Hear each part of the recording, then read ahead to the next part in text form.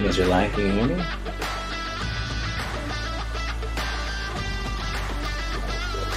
I can hear you. Can you hear me? Nice. Yeah, I got you. Testing out things. This has been fun. So let me get this part done. Let's see how this goes here. Let's get back up here now.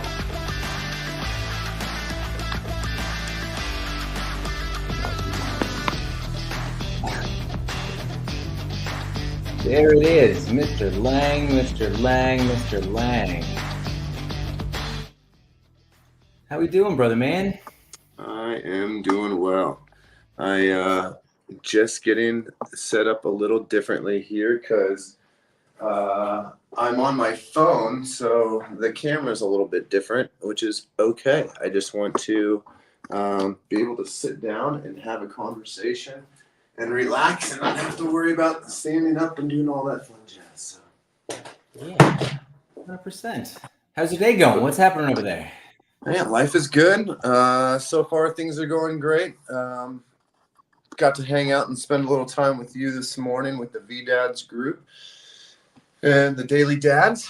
And afterwards, got a workout in myself. And just a little bit of movement, a little bit of flow, just something to kind of get me active for the day. And then getting the kids ready. Got them off to school. And I've been working on setting up a security system around my house. So I'm starting to do some of the things I'm not necessarily comfortable with, which is like electricity. And I mean, we saw what happened when I start using chainsaws and stuff like that. So I like to stick in the realm of things that I'm comfortable with. And I usually pay and hire other people to do the stuff that I can get in trouble with. Yeah. I would say electricity is like the one thing that I probably would feel the least confident in. So if I have to hire anyone, it's probably what I'm going to be doing. But man, kudos to you for getting that all going. You got a lot going on over there. Thank you. We still got you good.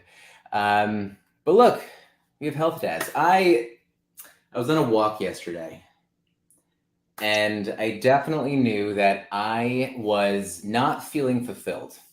And there was something that I needed to do. And usually when that happens, Bri, I know that there's something that I'm not holding myself to. My standard has dropped on something. And I had opened up my phone, and last week was a busy week and a lot going on. And you were so kind, and you had texted me some really kind words. And one, wanted to make sure that I was getting back to that. But the other was, I knew that there was something that was like missing. And I said this in a message to you. I was like, at this moment, I feel as if like this message of supporting other people through their health, the smallest bit of some sort of motivation, it just was like, I need to be screaming this in some sort of way.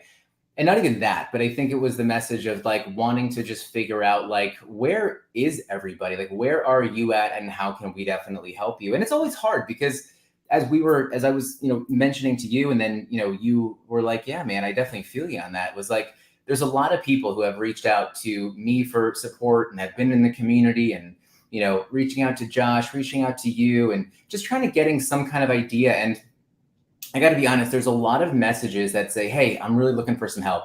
And like, where do I start? And then you type it up, you send it over to somebody. And then all of a sudden, everyone, it kind of goes quiet. And then I'll tell you how I think. I'm like, well, I said something wrong. I did something incorrect. I either gave too much information or too little information.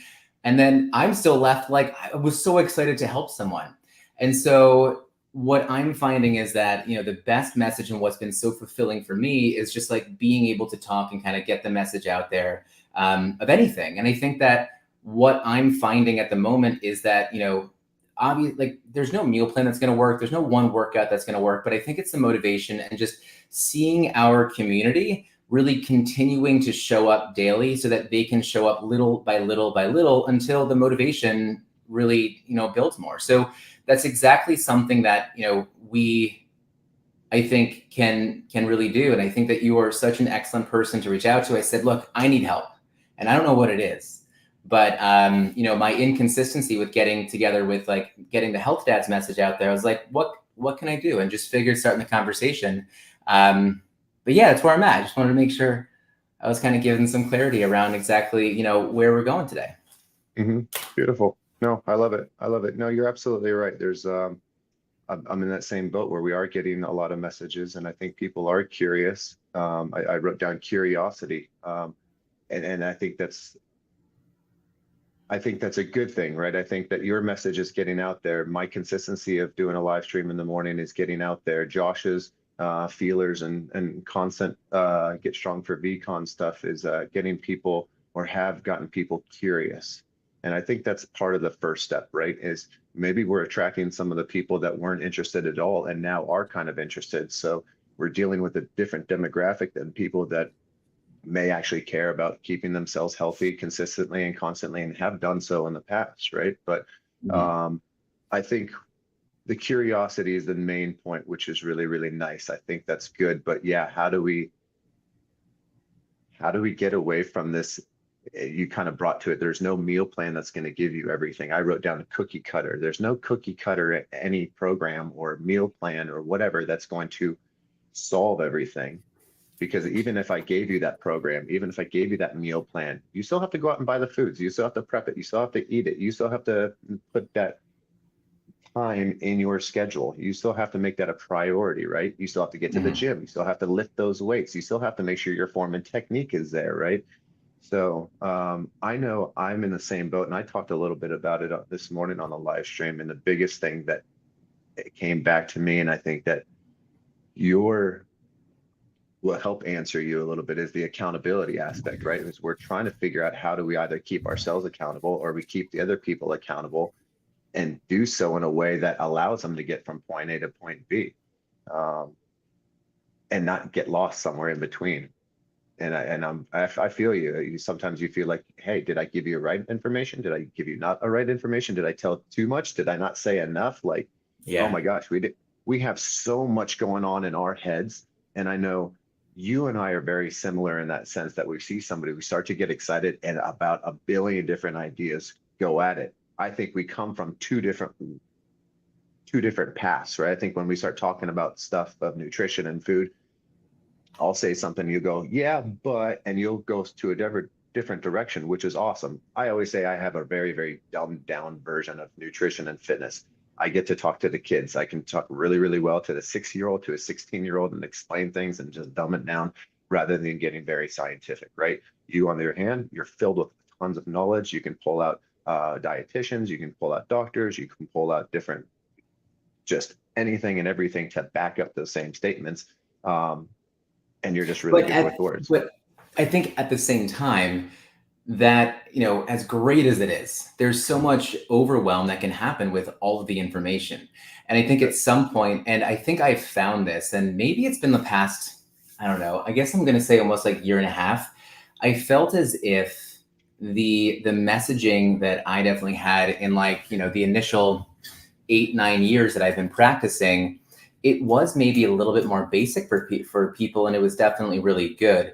And I think that the more that I've had to become an advocate in so many ways to look deeper into research, to now debunk something that someone said, because it's so simple for someone to throw out these conspiracy type of thoughts, whatever it is. And I'm not saying anything specific, but to debunk something that there's not a lot of evidence behind, you need that much more evidence to now debunk it. And so it really ends up becoming this deep research that when now you're trying to talk to someone, when I'm trying to talk to someone, I almost feel myself just rattling off way too much. And I'm like, but that was so unnecessary, when really someone was just I just needed to know 3 things to buy at the store. I'm like, oh, I don't even know what the hell I just said then. I'm so sorry, right? And that's me. Yep. That's an issue with me. And so where I get to the point where I'm trying to understand exactly, these conversations, where do I get most inspired by, health and nutrition? I get inspired by, the conversations I have with someone during a workout, the conversation I have with, someone, just in the store, right? Or it's going to be the podcast that I'm listening to in the middle of my walk somewhere. I'm not going to say it's never, but it's definitely not always been with something that was handed to me. I was like, now I'm inspired, right? Mm. It's these conversations. And I think like seeing people kind of talk about it. And even on X, it's like, I'm posting something, and then all of a sudden it's like, wait, this isn't speaking to what it actually is. Like there needs to be personality and nuance and all that kind of stuff too. So if anything, I think an open conversation is like the best thing to kind of go with. And I think what I was saying before is like you were being very self-deprecating by saying, you know, I'm really good with talking with a 6-year-old, but I think that that's what we have to do and speak to people. And we're not speaking to them like a 6-year-old. We're speaking to them in the language that's necessary in the moment, like meeting them where they're at, all that type of language we want to talk about. So Exactly. that's what we want to get back down to. I'd love to get as deep as we can, but I also need people around me to be like, whoa, chill. Let's just come back out. Like we don't need to go that deep right now, you know? So, and also like seeing a chat, like we got Chelsea in here right now, right? We got B Miller stopping in right now. Like to see people coming in and then being able to ask questions, share a challenge that they have. And that's not going to happen in every medium. So it's just like, it definitely excites me. And I had told you too, I was like, there's no expectation with today or, you know, future expectation either, but start the conversation some way, you know? Absolutely. I think it needs to happen. I can sit here and rattle it off to myself, right? And but I think this is the necessary way for you and I to get together live and to have this and let everybody else kind of hear our words. And like you said, maybe we overcomplicate things because of our information, and we need to not dumb it down, but we need to have a simplified version of certain things that we may kind of overlook, but is would be a huge thing for somebody else that we kind of just see as a regular thing, right? I know I brought up you were talking about food intake, and I talked about shopping, right? Whether it's when I shop, I'd say 95% of the shopping that I do stays on the outside of the aisle, and so I'm sticking to my fruits, my vegetables, my meats, my fishes, my dairy products, and I'm not going up and down the aisles. So I'm staying away from the things that have my bioengineered ingredients or my the things with extra additives and preservatives and stuff that my body's not necessarily A, needing, and B, it's not going to be most efficient with, right? It's not going to be the nutriently dense foods that are up and down those aisles. So I know when it comes to me for shopping purposes, at least for me and my kids and the family, right? If I can stay around the outside of the aisles while I'm shopping at the grocery store, it keeps me safe 90% of the time.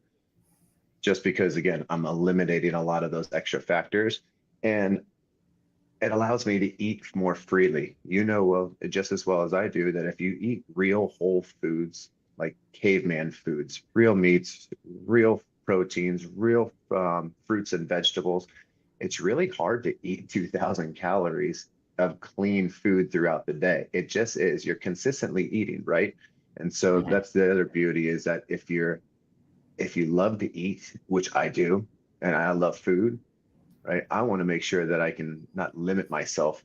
And if I want to, I can find foods that'll have more calories and a smaller dense, so I can eat, you know, what feels like, you know, 5 or 6 grapes and it be 300 calories, or I could find a whole, you know, plate of food and it still be 300 calories. It just depends on knowing those foods and understanding what your body needs and also what your body wants right there at that time. You know, you may wake up in the morning and go, hey, I don't like eating foods, but I can get liquids in or whatever. So anyways, I think the best way this always works is when you ask questions, because anytime I try to narrate any story, I have ADD and I go off on a tangent and then I forget to bring it back and I don't know where I started, and you're really good at storytelling. So no, it's I mean what you were just saying I think is perfect. I'm trying, we all know that I'm new to StreamYard right now. Dom is like kicking me and he's like, you got to get on StreamYard, Ryan. I'm like, no, you know what? I love my other software, but I'm learning it. So as we were doing this, I'm always looking at all the functionality that we have, and it's always pretty cool. But I did put in a link if anyone just wants to pop up. Like we say this all the time, pop up, share your questions. But I know that it's something where like you might not have that. Like I love observers. I'm an observer sometimes.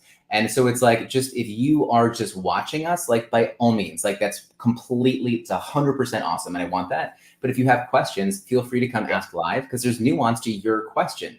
Like, I love what Brian's saying. I love what Brian is saying, because I think that a lot of people have heard like, yeah, you shop the perimeter of the store. And I think, and I also love where you went with that. And you said like 90% of the time. And I think it's good. Now, where I think these conversations become so rich with, that's so beneficial for everyone, is to say, but when does the middle of the store actually make sense? When is it actually something that's going to benefit you? Because someone might be like, well, but I heard beans are healthy, and I know on the outside of the store there's like dry beans, but like I'm not going to make my beans. Or where can I go? But yeah, you can definitely go in the middle of the store, but you told me not to go in the middle of the store.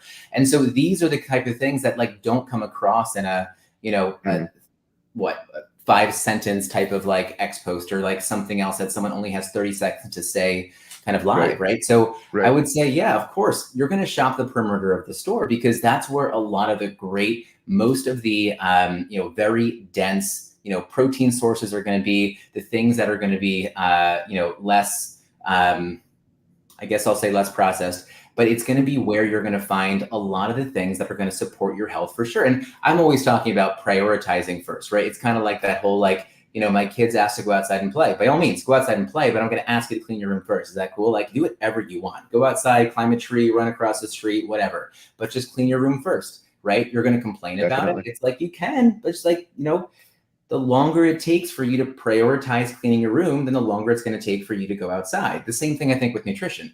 The less, the sooner you can start to prioritize the things that are so necessary to you, the sooner you're going to start to see the progress that you want to in what I always say is like your short-term body composition goals and long-term health, right? The sooner you're going to see that, and likely the sooner you can get to a point where you find a little bit of this buzzword like freedom. You find some freedom in your ability to eat foods that maybe you thought you couldn't have. But when you are prioritizing the food that you need, shopping the perimeter of the store, knowing where to look on the inside of the store, and now all of a sudden you're like, but I thought I couldn't have pizza. Well, it's like, pizza's not the issue. It was the fact that your diet before was so absent of all the great things that were necessary for you to have then. And I think that's when we can unlock like all these amazing things for people. And so when we can get to that point, I mean, right there, like that is the gold, I think, for people. But it's the same thing as like, we are just marketing health and nutrition basically, right? And so like, people need to what is it? Like, people have to hear things 6, 7, 8, 9 times to actually like make a sale on something. Right. It's the same thing with health and nutrition, right? Like, be an observer, hear us talk about this stuff. So that's really, I think, where we're at. Where are you? I did a little search earlier, and where am I at with this? Okay. So here, full transparency on, I'm just getting myself set. I have to go on a call here in just like 12 minutes, which is perfectly fine. Just want to make this kind of quick, but I was looking at a few things that I thought was, really important to kind of touch on, and whether this is the first and last conversation, which I hope not, but again, no expectation. I let you know about that. But I really want to make sure that you feel that, if we can continue these conversations, let's do it. Like, when I was looking up a few things here, personalized nutrition, right? Whether it's like DNA type of testing, like home testing, all that kind of stuff, or personalized nutrition down to like someone just tells you how much protein is necessary for your body, right? Personalized nutrition, I think, is one area that I've been seeing a lot of. I mean, I've always done it, but I think personalized nutrition has become this almost like buzzword. The same thing with training, right? It's like, you need to make sure that the training that you are doing is going to be right for your body and your goals. This is kind of where someone's like, well, now I'm hearing that I shouldn't run at all, and it's just lifting. It's like, well, hold on. Let's put some like context around it. Same thing. And there's like 5 things here, like the plant-based versus more like flexitarian kind of like eating styles, right? And also I just want to make sure whenever I say the word diet, I'm not coming from the place of like, we're losing weight in terms of how we eat. Like, when I think of diet, it's like, it's what we put in our face hole. That's what I always say, right? And then nutrition, I believe, is really what, like, how, like the why and how it gets to that hole, right? I think that's always good. That third out of 5 things, right? Functional fitness and hybrid workouts. That's kind of been something I've been hearing more about. People are kind of confused. Like, I'm seeing the walking thing, and then I'm seeing like, I don't even know what progressive overload means. And then I don't like CrossFit, so I'm not going to do anything. It's like, well, hold on a second, right? You can kind of do those. Mindful and intuitive eating, which I have a love-hate relationship with the messaging behind some of that kind of stuff. Can you repeat that last one? Mindful and intuitive eating. Got it. Right? Because obviously on the surface, I'm like, yeah, make it happen. But at the same time, I think that it's been, I think the message of what it really is has been lost in a lot of cases, and how it kind of fits into certain things. Like I hear, and Brian, I don't know if you've heard this too, but people kind of saying, just honor your body. If you're hungry, you eat, and that's just what you do. Now, it's true in some sense, but I would also say that in a lot of goals, it's like, well, hold on. Like, what do you mean when you say hunger? Like, what does that mean to you? And anyway, so I think it's like an important topic. And the last one that I was looking at here was just like wearable technology. Like, I don't wear any wearables. I'll tell you, you kind of mentioned it before, just like the ADHD kind of brain, like it throws me for a loop because it's way too much information for me. And it's going to be something that's going to not be easy for me to look at and handle and like organize throughout my day. Yeah, so like I'm the same if way. I'm looking at steps, it's on my phone and that's it. Yeah, so. It's overload. To me, I'm a simplest, you know, to answer some of the things that you were already discussing. And I wrote down one of them is when it came to, you know, what are we talking about with foods and stuff? I simplify it down. You know, you get the things that are necessary first. And when you can get those things, then you move on to something different, right? It's having a plan of attack. You know, I talked a few weeks ago about making those small steps. Small steps lead to huge success. And you're like, well, hold on. I don't like necessarily the small steps because, and I liked it because you said you have to define what those small steps are. You have to define what your goals are, right? And so for me, it is taking those stepping stools. So if I look at somebody, I won't say, I worked with somebody a few days ago, and I've got their information up on the board, right? And so I'm looking at this person. They say they have a bad diet. They don't count their calories. They only eat 2 to 3 times a day. When they don't eat, they usually don't eat a breakfast. They haven't done cardio in like a half a year. They haven't done any type of weight training ever, right? They don't take supplements, and they want to lose about like 15, 20 pounds, right? So when I start looking at just the numbers alone and I start thinking about that, I go, cool, what does this person need to do? Their goal is to lose some weight. Awesome. Well, just without moving alone, because they haven't been moving. So any type of movement in terms of like cardio, walking is going to increase metabolism. But really, we can look at the food intake and go, cool, well, I can work on one thing. You said you only eat 2 times a day sometimes. Can you do me a huge favor? For like a week, let's really work on eating every single morning at breakfast so we can increase the metabolism in the morning. We can get some nutrients, minerals, and vitamins for your body so that your body can start to thrive and you're going to start to not tear down your lean tissue. So you're not, you know, slowing your metabolism, right? And get them to understand that you can use food as fuel. I mean, that's what your deal is. Food is fuel. Like it is. And I like to use I used to use the Titanic ship as the analog. You got a whole bunch of coal, you have a ship. How do you want to disperse all that energy into the ship? Now, if you take all of it and you throw it into the ship, that thing's going to take off full on charge. It's going to go throughout the day.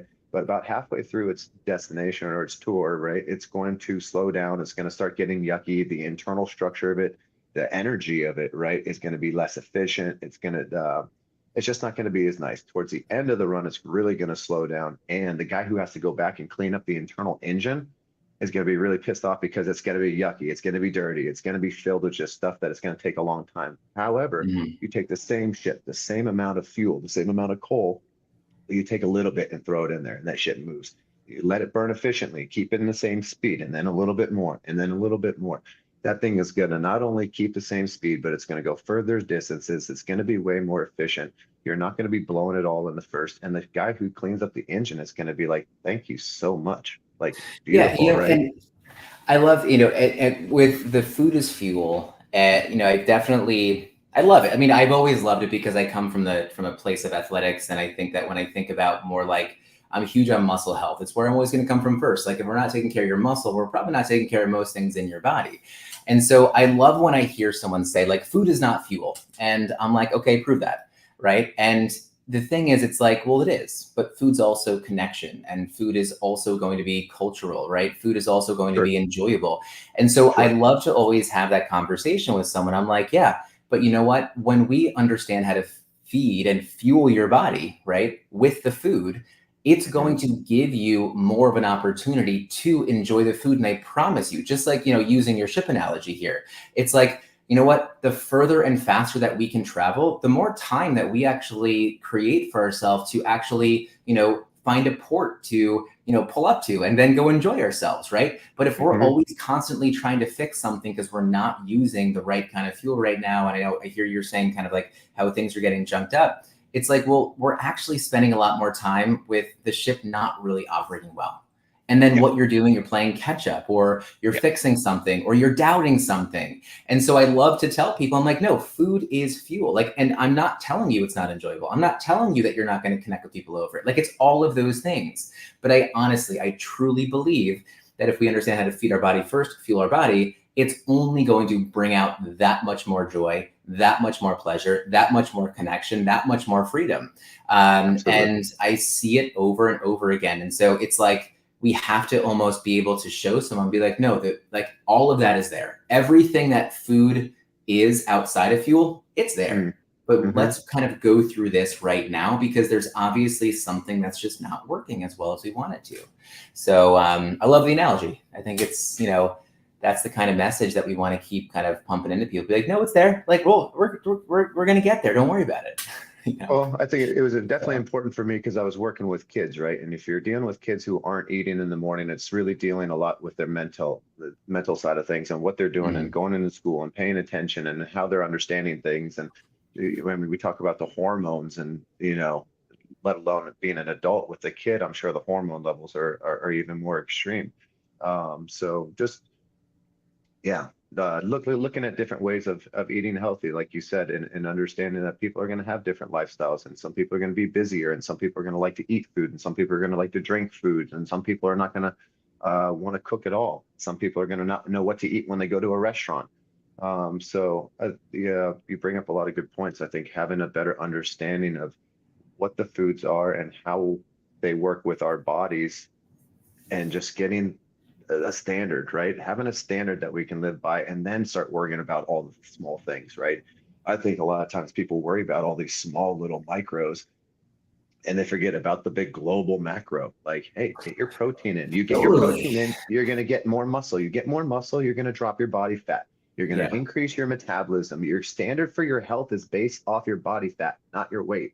So I could be 240 pounds at 5%, 6% body fat and just be fucking stacked, excuse my language, but stacked, right? Or I could lean out to 180 pounds and be 5 or 6 percent body fat. It just depends on what I'm trying to create for myself, and if I can stay healthy within that.